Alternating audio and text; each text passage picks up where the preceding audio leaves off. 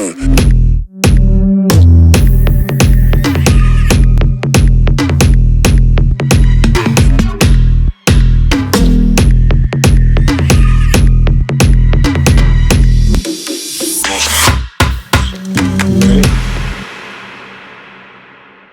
everybody to episode 15 or 16, or maybe that's not even right, but look at whatever number episode we clicked on and that's right. But this is our first episode of the new year. We actually took last week off for the first time, and so we're here back with some new motivation, some new renewed energy for this year.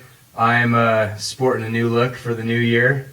Gone beardless. I think the beard was growing with the first weeks of the podcast. Oh yeah, so it was sure. probably like. So Mike, why did you shave your beard? Well, I shaved my beard because I'm in a very professional industry, and it's not considered the clean shaven look is preferred. No, my wife, she was very patient. She hates my beard, hates facial hair in general. So she was nice enough to put up with it for as long as. Doesn't she know did. how cool beards are now? She does, but she's not one to follow the trends. She goes, Yeah. they're not the ones that have to kiss it, is what she says. Yeah, that's true. You know, my wife, she doesn't mind the way beards look, but she's not into how they feel. So I remember that from the time when you had the mustacheless beard. oh yeah, that's right. I tried to make it as comfortable as possible, but it still wasn't working. In fact, I had a pretty good beard last year at about this time when I was coaching the football team, and I had two big skunk lines. Yeah, when you shaved it, it was looked like the oldest Backstreet Boy. Yeah. On the market. I actually liked, you posted some pictures the other day. You had that old Doc Holliday look. I thought it looked pretty cool. I mean, that would definitely be a unique look. Yeah. I mean, that's a recognizable thing that people would be like, dang, he's got that dialed in, because it was thick. And long. I didn't realize how long good. it was until I actually shaved it into that. But it was like a good 2.5 inches long.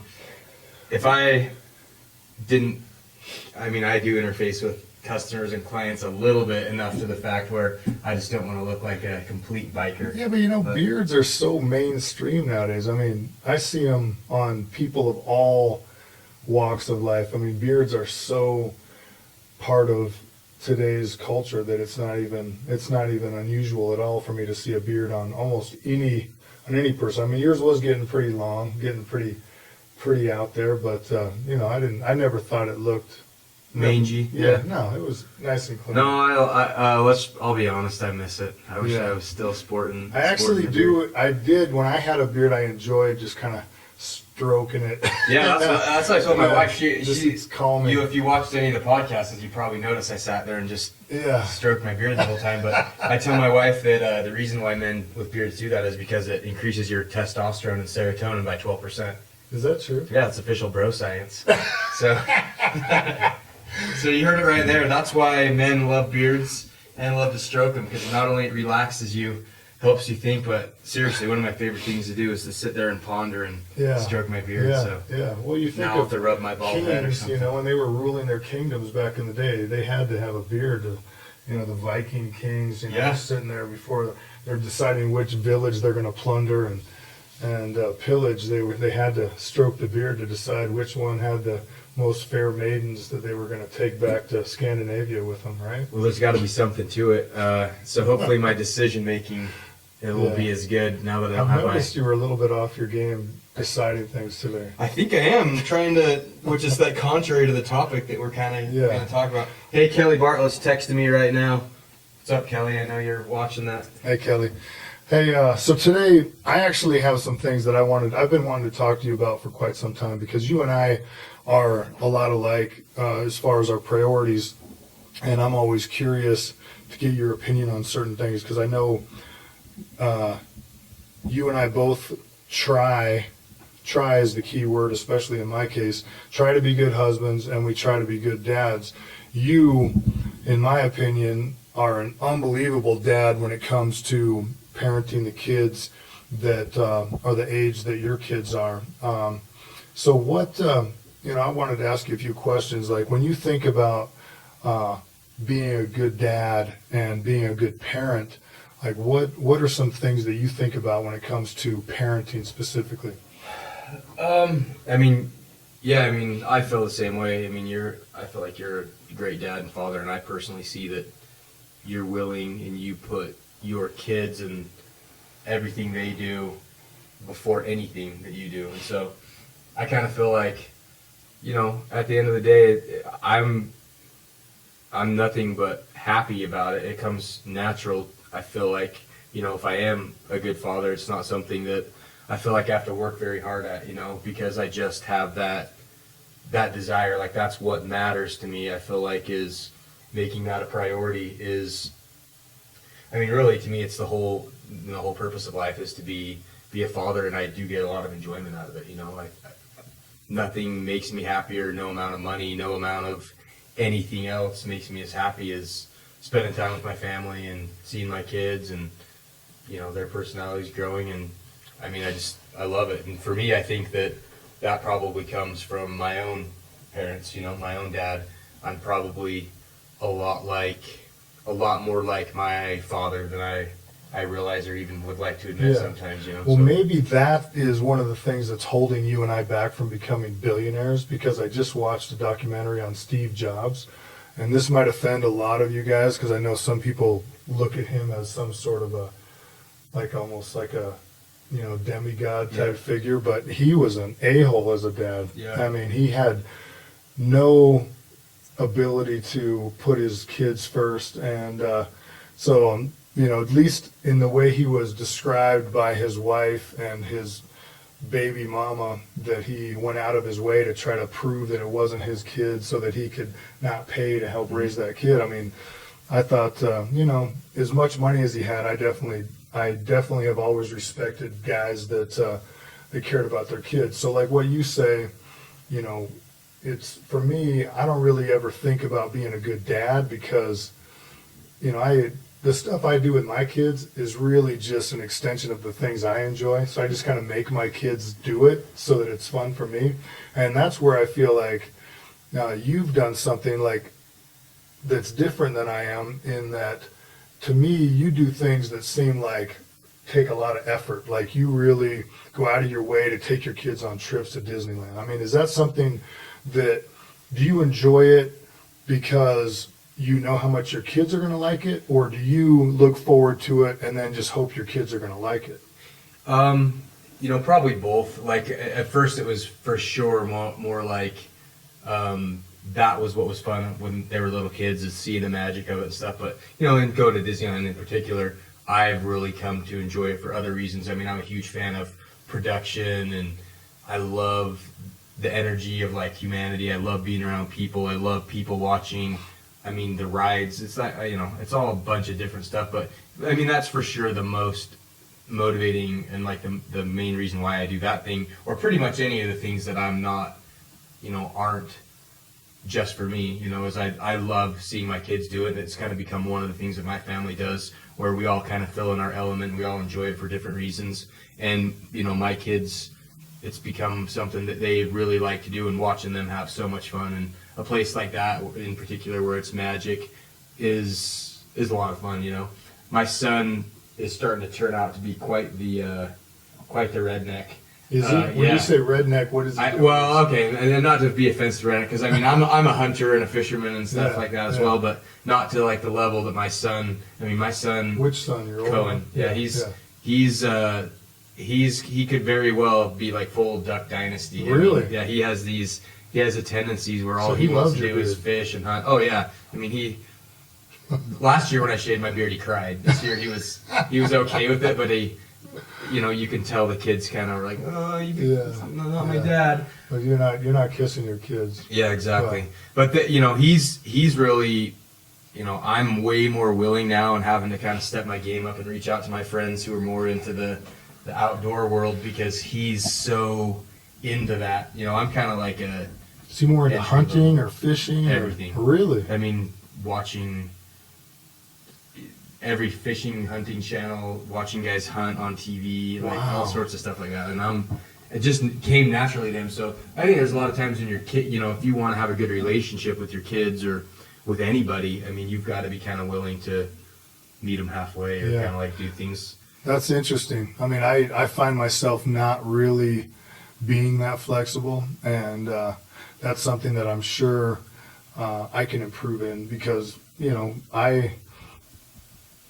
Gunner, for example, he loves magic and he loves yo-yos and he loves, things that for me, I'm just like, frig, I don't care. I mean, I watch his magic tricks or watch him do his yo-yo tricks and stuff, and I'm glad he's having fun, but it's something that I don't really, go out of my way to try to. Isn't it amazing that, I mean, because I know Gunner, and I know he's a really popular kid, maybe one of the, I mean, he'd for sure be considered one of the cool kids of his high school, that you could describe him like a yo-yo player and into magic, and have him still, and me still know how cool he is. I mean, probably when we grew up in high school, if you were to tell me the cool kid in high school was really not only a football player, but he was into yo-yo and magic and stuff like that, well, I'd probably tell you. Things have changed, man. I mean, the guys, one of the most popular kids at school, and if he's watching, I wanted to know. I really like him, but when I first saw him, I wasn't sure. This was a couple of years ago, but I wasn't sure if he was even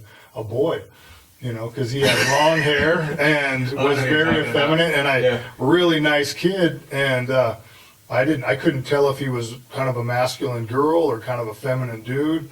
He was kind of just like, a unisex kid, and so great androgynous. Yeah, he's a good kid. But things have changed. I mean, now it isn't just like the meathead jocks that rule the school. Now you can be a great photographer and be popular. You can be great at video games or great at music. Or, honestly, some kids are popular just because of the songs that they have on their playlist. They're good at picking out cool songs. Yeah, it's amazing to me. I think it's a lot of it. Obviously most of it's for the good. That kids can kind of be who they are and people can be who they are. But I mean, I think you kind of sell yourself short a little bit in that your way. It does happen to be nice that so far your kids have lined up pretty much for the most part of the things you like to do as well. But I know you do a lot of stuff that, or at least tolerate a lot of stuff. But the thing that I know that I totally go against the trend of society is that, I don't know if the word is I'm chauvinistic or I'm traditional, but I have a totally different parenting style for my 3 boys than I have for my girl. My girl, I'm just happy to hug her and talk to her and be near her and just listen to her. And, I want her to do well in school, and I want her to push herself and find something that she's passionate about to push herself in.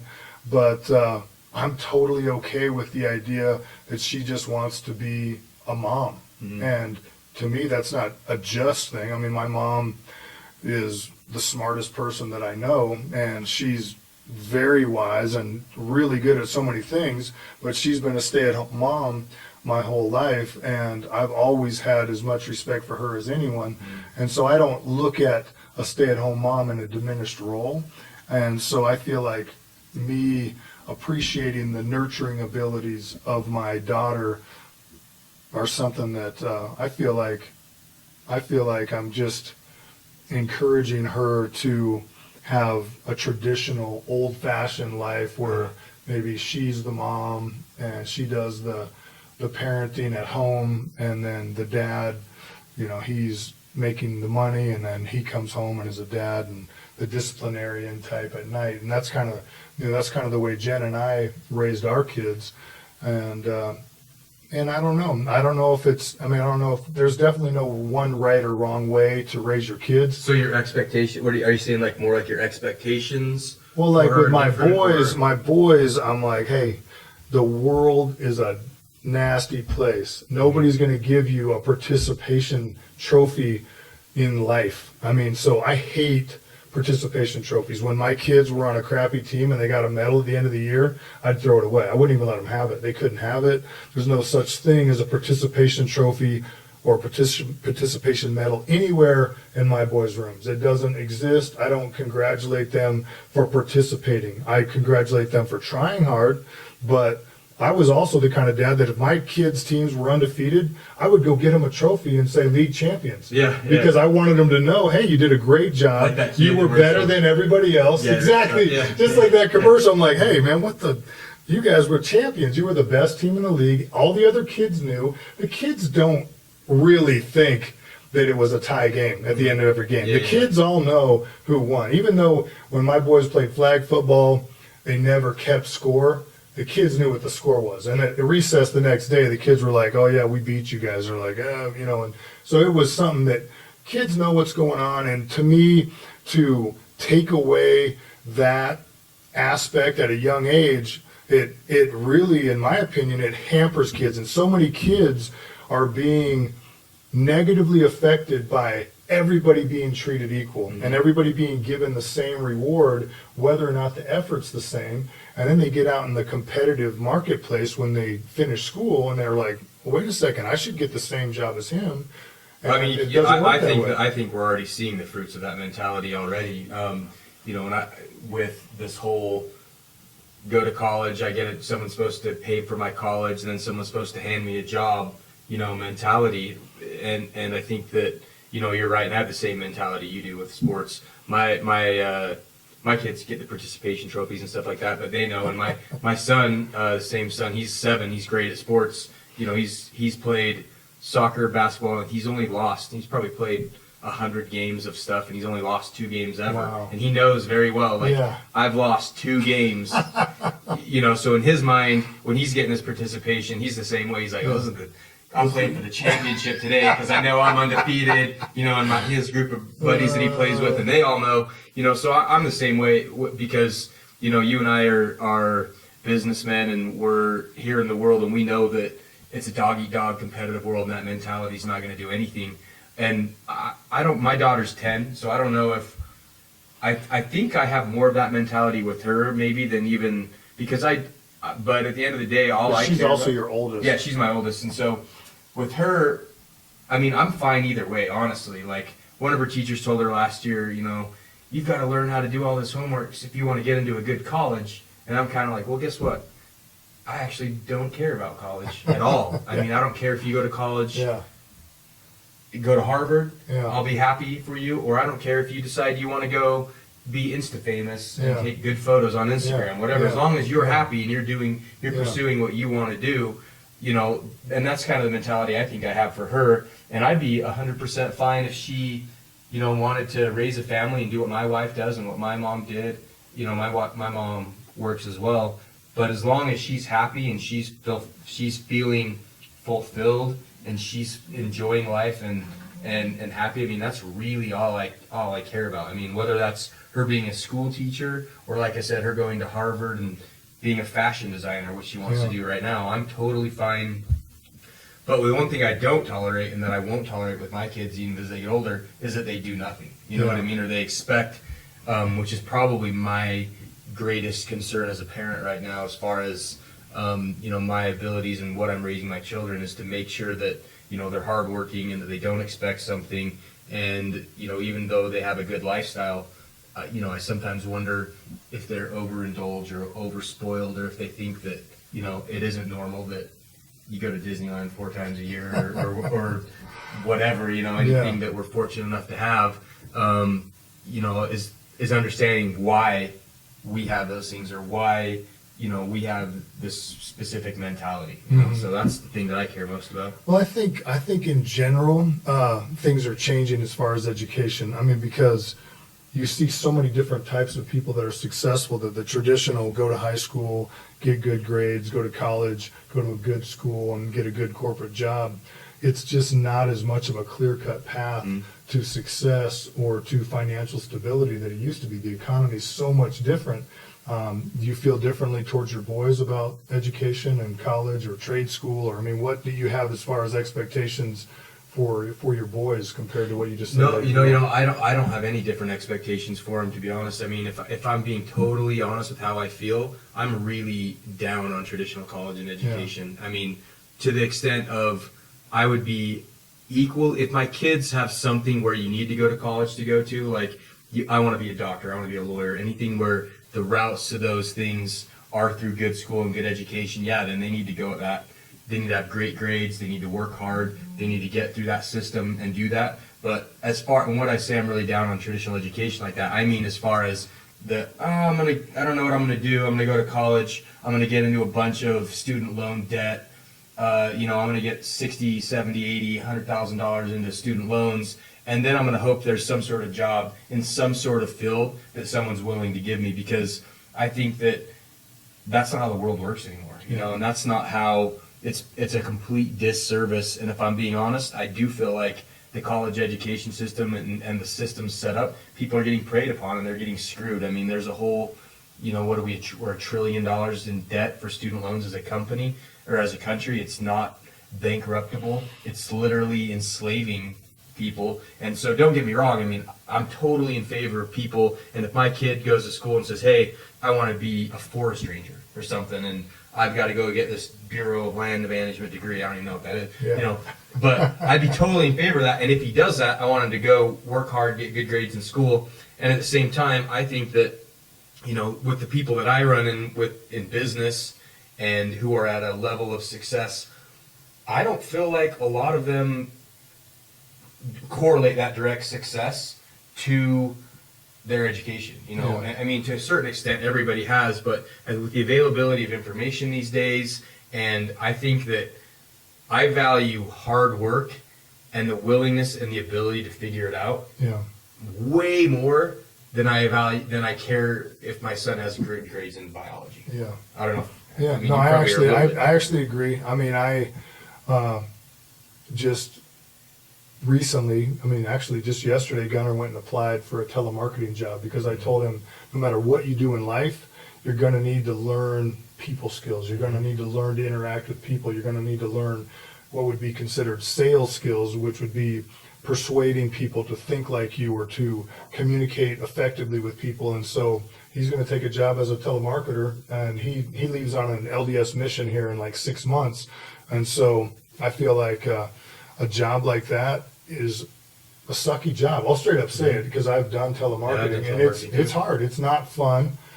It's really not fun. I mean, I don't know anybody that just loves going in and telemarketing, but if you can do that kind of a job, and you can deal with rejection, you can deal with people telling you no, and you can go on and go on to the next task and have a good attitude about it, I think there's a lot to be said by doing difficult jobs, even if they aren't fun, because then you can decide, hey, I can use these skills in something that I really do love once I am finished. Yeah, I think that's right. And I think a goal, for a job at his age, I mean, as much as it is a source of some sort of income, it's about creating a mentality, mental toughness. And, a lot of people don't know this, but between going on an LDS mission and then I did door-to-door sales for a long time, 10 years, 11 years, I've done door-to-door sales. And that mentality of being able to talk to people and overcoming rejection, I think honestly translates into literally anything in life. I mean, it's a valuable skill set, and having a mindset where, one, you can go talk to human beings, and really, if I was to give a sales tip, it's just communicating. It's communication, helping, linking what somebody wants and needs, and I think he'll learn that even no matter what he's selling. And telemarketing especially is a rough gig these days, because who even answers a home phone? I mean, people are more angry than ever to get a call from a telemarketer, but it's a lot better, I think, for the mentality than sitting in a tanning salon or something like that. And I mean, I do think that it's something that I encouraged him to. I said, dude, go do a sales job. Go do something where you got to go learn to sell, and you got to go learn to, deal with rejection. And he's not at all got a negative attitude about it. But I want to talk about something that it's real sensitive for both you and I, just because, I know our wives listen to this, and for sure, I've got a lot to work on. But I am curious, and we can go back and forth on this, but what do you feel like are things that, we'll start out with this question. What's the number one thing that you and your wife disagree about? What's the most common subject that you guys have arguments or disagreements or whatever the phrase you want to say, what's the number one thing? I was super nervous when I'm like, where's this going? But I don't know. I think that the number one thing that my wife and I fight about is probably just like small, like really small things. Like just because we're different. I mean, we communicate different, and I think the older we get, we're realizing that more and more. Like the way I talk to her, or as a man communicate, and the way she as a female tends to be more sensitive. You know, and then not only male and female differences, but personality differences. I'm a weird mix of red and yellow, like outgoing and like like super competitive, and she's like a really caring, nurturing, like white, blue. If you're looking at the four color personalities, so we're completely like opposite in personalities, but also like male and female. So I don't think we don't have like any big relationship-y, type issues that we ever fight about. It's more of just like sometimes personality and like personality traits and men and women traits, like where she'll read what my intentions is when because I'm not being considered. So wait, how I talk. It's not just your wife that misinterprets what your intention was when you said something? Yeah. I mean, because I tend to say something and have my wife think that I was meaning something totally different quite often. So it happens all the time. And I think when I was younger and when we were first married, I was way more hot-blooded and would never let anything go. And if I felt like I had to argue my point, stand on, hold my shield and do battle till the end, And now I'm way, I don't know, I hope I'm a little bit more wise, and I feel like we do argue way, way less than we ever have. Yeah. And, but most of the time it's probably just really insignificant stuff where it's more just like communication ways, like me not being considerate of how she feels or her misunderstanding what my intentions are. And I think like the meme, like you've probably seen it going around, but the meme that like describes my relationship or like anytime I argue with my wife would be that one where you've seen that the girl's sitting on the couch and she's like holding her face like in tears, and it says something to the effect of, I'll try to link the meme up, but it says, "He's so cold and distant today. I can't believe we've gotten to this point. Where did I go wrong? I can't believe our marriage is coming to an end. This is so cold. He doesn't even care. He's so distant." That's her journal and her internal monologue, and his is, "Motorcycle won't start. Can't figure out why." That's kind of the old men being oblivious. And women maybe, or personality differences, overreading or overreach.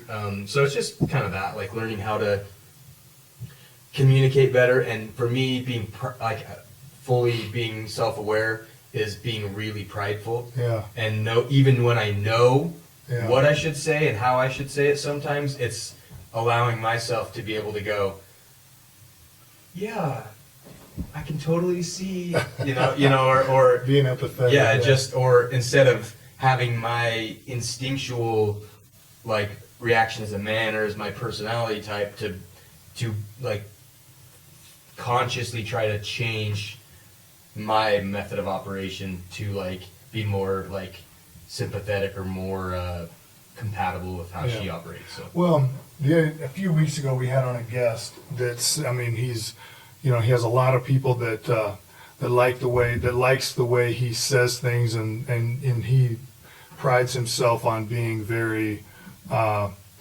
candid, or whatever the word is, genuine. But there was some stuff that he said that I just thought was total bullcrap. I mean, there was, like he said, he talked about something to the effect of, "I'm not responsible for your reaction or your emotions. Your emotions aren't my responsibility."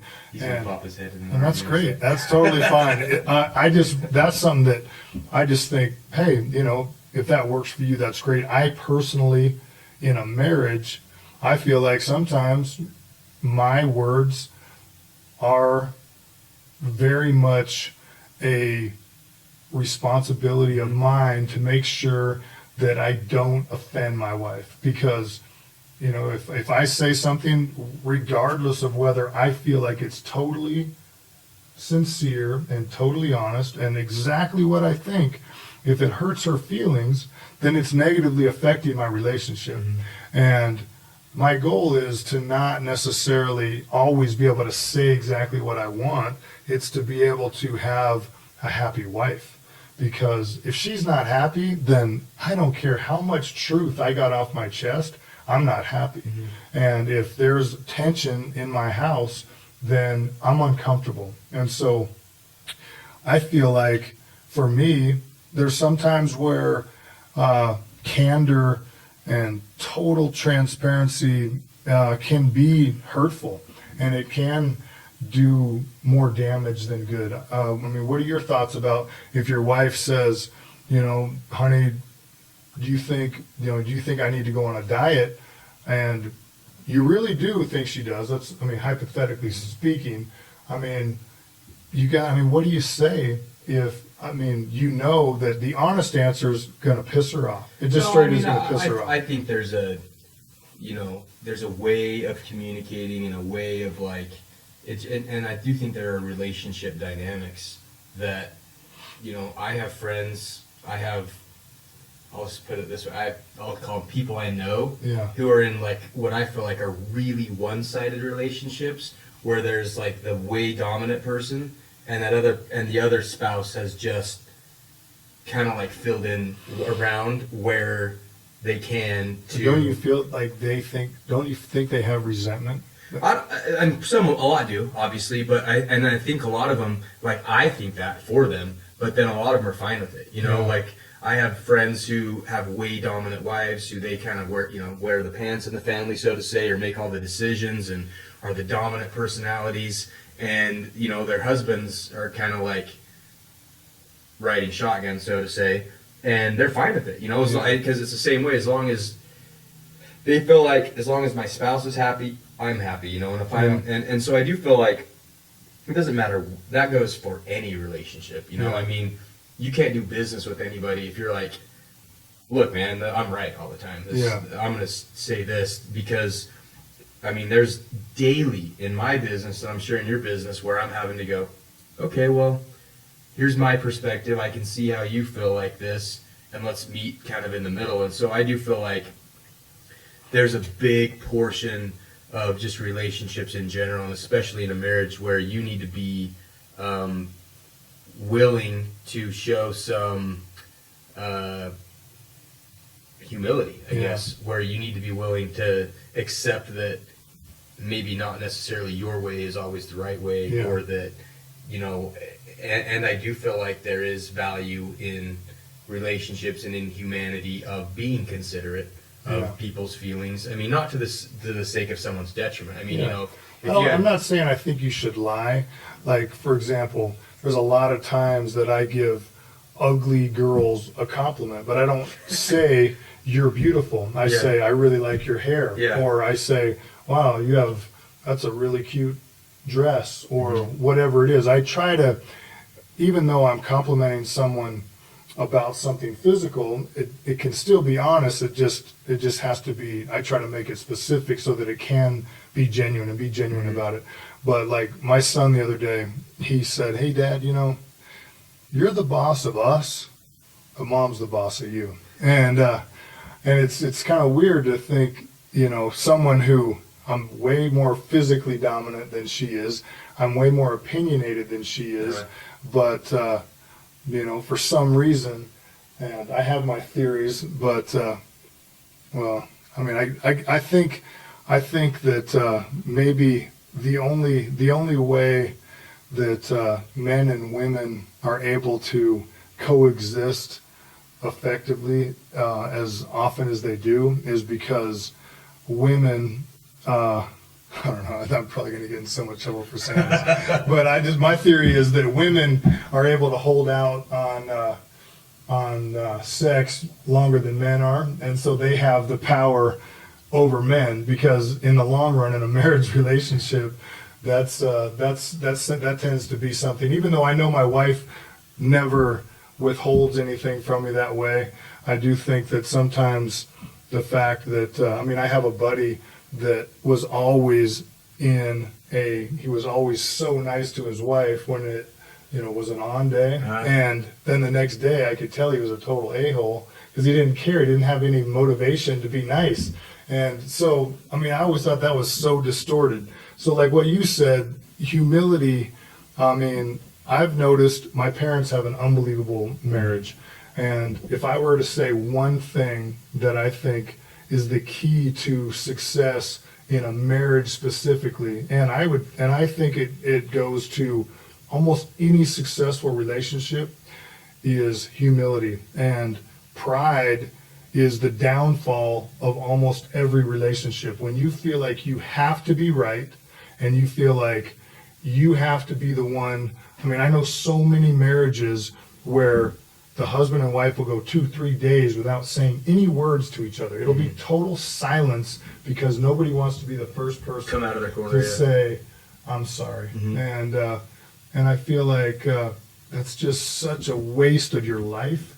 And the easiest thing to do, which, it's easy in the fact that it's something that's a simple explanation, but it's to be genuinely humble and to be genuinely remorseful for being an a-hole. You know, if I don't feel like I've noticed that sometimes I don't feel sorry, but I go and say I'm sorry, and that doesn't work. I have to genuinely, my wife will say, you're just trying to get this argument to be over with because you just don't like it when we're in an argument. And that's true, I don't. And so sometimes I'll say I'm sorry when I'm still feeling totally right and I'm not feeling sorry at all, and she can see right through that. And so for me, I have to play mind games to figure out, okay, I might not be sorry about what I said or what I thought, but I'm sorry about the way I approached it, or I'm sorry about the way I went about explaining it to you. Yeah, I think that, a lot of times it comes down to ego, and not necessarily like thinking how, and that's how it is with me, and especially when I was younger, a lot of times it would be like, well, I'm never sorry because, I did this under the context of what I thought was right, or what I said, which I realize what you're saying is true, that you could have approached it better, you could have been more considerate, you could have been more humble. I do make mistakes. And I fully realize now more than ever that I'm more difficult if I'm being honest with myself than I ever used to think I was. You know, so and I think that comes with a heavy dose of reflection and self-awareness and the desire to, ultimately make your spouse happy. And this goes right along with something I just finished reading, that book I was telling you about, The Compound Effect by Darren Hardy, and it's a self kind of help motivation book, but he's talking about relationships in there, and he said that he was in a relationship course with one of his professors years ago, and the professor posed the question to the class of, in a relationship, what percentage of responsibility do you feel like you have in that relationship? And people started raising their hand, and most people said 50-50. There's two people, I'm 50%. That other person's 50%, and then this guy thought he was really smart, and he was like, 51-49. Like I'm 1% more, and the professor said, no, it's 100%. You are 100% responsible for all of your relationships, and so that's something that I'm trying to absorb into my very soul, as far as being aware of not just my relationship with my spouse, my children, anybody, somebody I meet at the gas station, that I'm 100% responsible for how I feel about that relationship, and so it's tough. It's really tough because you could think, well, this guy's screwing me or this guy's being an a-hole, but I really think that a heavy dose of empathy and realizing that, accepting that you have that responsibility in a relationship goes a long way. Yeah, so if you were to say two things that are things that you have a goal to improve in your personality. Because for me, just to summarize, goal setting to me is one thing, and I think it's great to have goals, but I've found in my life that setting really specific long-term goals can sometimes be frustrating because things don't always work out in a tangible way the way you set a long-term goal. But I am always able to control my behavior today and my actions today. And so if you are thinking along those lines, what are some things that you hope to improve on this year? I'd like to deepen some of my relationships, I guess, as far as like in a relationship standpoint. I'd like to spend more time, like more quality time, and along with that, be more present, because a lot of times if I'm at home or whatever, but I want to like not be on my phone or consumed by this guy texting me or whatever. But not only that, but like mentally, I have like a brain where my brain's always going like a million miles an hour. And even if I'm not on my phone or I'm not watching TV or something and my kids are talking to me or something, I'm like, my wife can tell when I'm like making movies in my head or whatever, because I'm just like in this other zone. And so I'd like to be more mentally present, I guess, is kind of another big thing that I want to work on is be more, and even that goes even with clients, goes with customers, business associates, because one of my partners here, he's noticed, he's texted me when I'm in a meeting before, and he's like, dude, could you give a crap less about me? And I'm like, dang. So just not like check out mentally on people and be willing to like invest, be present. Yeah, that's good. I mean, for sure, I just barely got home from a vacation, and for the 5 or 6 days I was there, I made a decision that I was just going to leave my phone in the room. Mm-hmm. And I felt like it was a great vacation. I don't feel like I missed out on anything. I don't feel like I was detached in any way from what was going on, because I was able to catch up on it later on in the day. And I didn't have the, oh yeah, I just got a text, let me see what it is. Oh, let me see, if somebody posted something interesting. And so in that sense, I do feel like, there's so many benefits to technology, but my goal for this year is, like you said, is to try to be specific about setting aside time to truly interact and not just interact in between the interruptions. And so like at my house this year, we just started it, Monday? Mm-hmm. What's today? Tuesday. Yeah, okay. So anyway, just Sunday, Tuesday, we started a new rule where the kids have to come plug their phones in my bedroom at 10 o'clock. And so, at 10 o'clock, we all come in the room, we talk about the day, we have a family prayer, and, it's a time that we kind of just take inventory on the day, and that we genuinely communicate as a group, and everybody can kind of talk about what they did and what they're hoping to do, and then next weekend we're going to sit down and we're going to talk about goals for the year. But my goal for sure this year is, as far as my personal behavior, it's to try to be able to put myself in someone else's shoes and to think, specifically with my wife and kids, how can I understand them better before I try to make them do what I think is right. Try to listen to them and get their perspective and genuinely understand their perspective before I try to, make any decisions on what I think I expect from them. Yeah, I think that's a great goal. I will be excited to see when you're doing some magic tricks or good with the yo-yo. I think that's, as far as our time frames, that's pretty much it. But I time it by a lot faster than I thought.